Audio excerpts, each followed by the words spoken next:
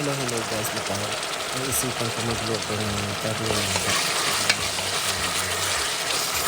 pinisa-pisa sa natin sa guys. Umpisa natin ang isang kape guys.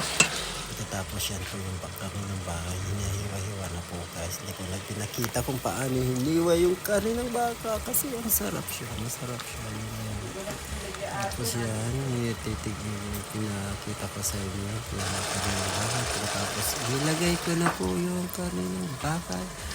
Ayan, dinampot-pot. Silalagay na po yan sa may kaserola. Yes.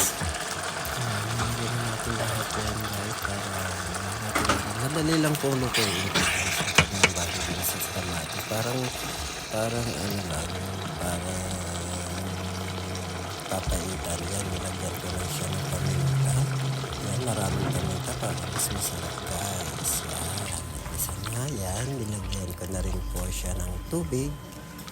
Pakuluan lang natin ng saglit lang ito maluto guys. Madali lang po lutuin ito kasi para po siyang papaitan na yung ginulat ba. Yan, kumulo na nga guys. Titikman na natin kung tama na po yung lasa niya. Yan, titikman ko na, masarap na siya.